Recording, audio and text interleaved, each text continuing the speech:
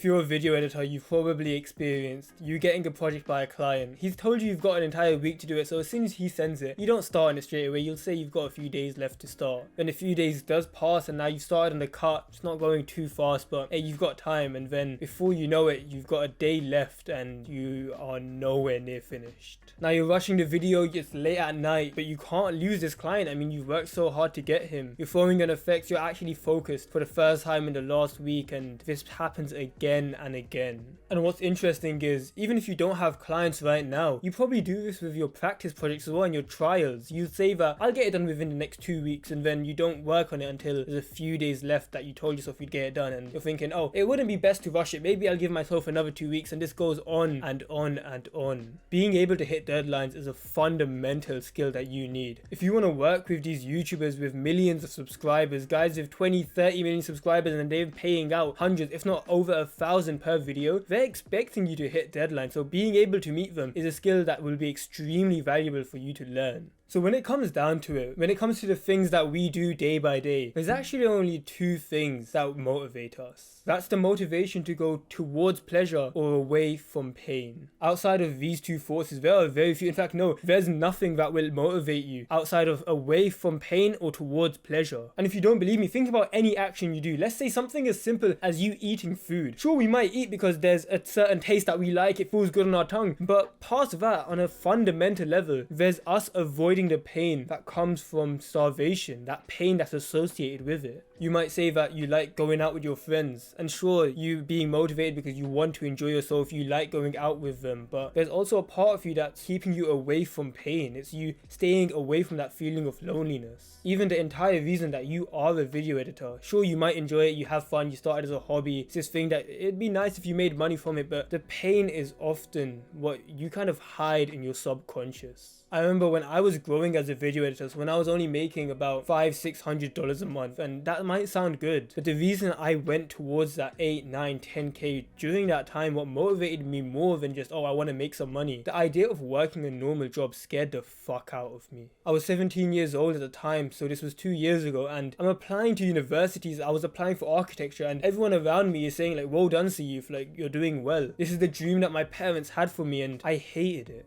I'd almost convinced myself that, yeah, I liked university, but deep down, I knew I would never want anything to do with it. I would hate for me to sit in some little cubicle working on something that I didn't give a fuck about under a boss that doesn't give a fuck about me. And this isn't even like some weird, oh, Escape the Matrix type shit, but genuinely, I don't know a single person in my life that's either in university or gotten a proper job and they say that they enjoy it. Genuinely, think about the people in your life right now. Think about someone that's like a couple years older than you, maybe they're adults, so like your uncles and aunties and stuff. This isn't even to be rude, but when was the last time you heard them genuinely passionate about their work? Or more likely than not, is it when you all come together, when there's like a family gathering, person's talking about how they're gonna get an off day and this person's gonna pull a sickie, and they're talking about all these ways that they're going to get a day off from their work. I was looking around at this, and these are the same people that were telling me to go get a normal job and go down university, and it's like, you don't live a life that I want, why would I listen to you? So in a weird way, my drive for video editing, for me to try and make money from it, which I've done now, a lot of that motivation came from away from the pain that I would feel if I was in that situation. That fear of living that average life scared the fuck out of me. The only two reasons that you would do anything, any action, is because it brings you towards pleasure or away from pain, that fear of pain. These are things already happening in our subconscious. This is like towards pleasures and away from pain systems in our brain. These were made thousands of years ago when we were like developing and trying to survive. These are systems built for us to survive. And what we can do is leverage these for us to be more motivated in the work we want to do.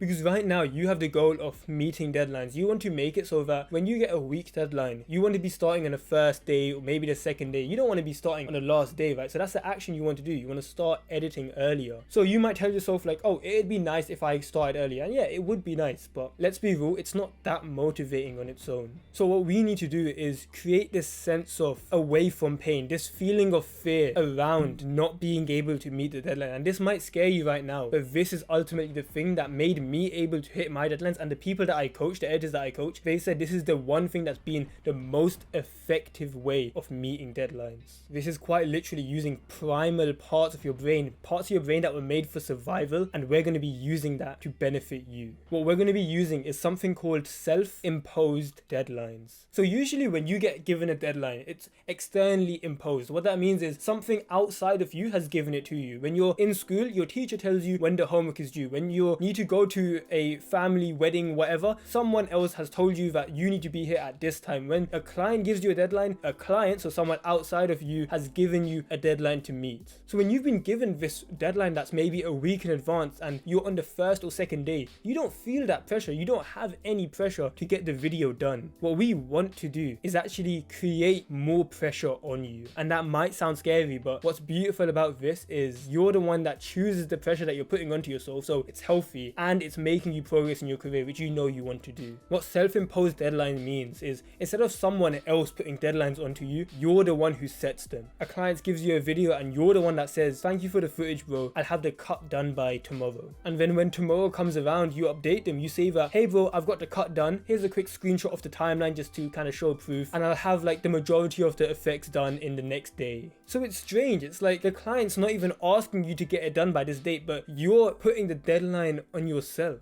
And the reason this works so well is because it leverages shame. And shame is such a disgusting feeling. You've probably felt it before when you would promise someone something and you let them down, or you told the whole class that you would get a certain grade and the test paper comes around and you're looking at it and you've failed. Shame is one of the most disgusting emotions you can feel. And the reason you feel it is because you know you've done something that you weren't supposed to, or you haven't done something that you were supposed to do. And usually everyone hides away from this feeling. But you've got to remember that any emotion that we do feel, the only reason that it's inbuilt inside of us is because it means there was an evolutionary advantage to having it. And I've watched like podcasts and I've done research on this, but shame essentially what it does is it allows like a tribe, so like a group of people, to basically be forced to do what's best for the tribe. It's like, think about like the primal days or some shit, right? You've got like us all fucking collecting sticks and like going out to hunt and stuff. Imagine that there was this one guy that was meant to go out and hunt and he came back and he said that, oh, I only came back with like half a boar of meat. It was like, yeah, I killed an entire boar, but then I lost half the meat, and then here's the meat that I got, tribe. So everyone's kind of confused. They're like, wait, what? Like, how'd you only bring half? And he's saying like, yeah. Then everyone's like, okay, it's fine, it's fine, it's fine. And then imagine the next day, we go into this guy's hut and he's eating the rest of the meat that he said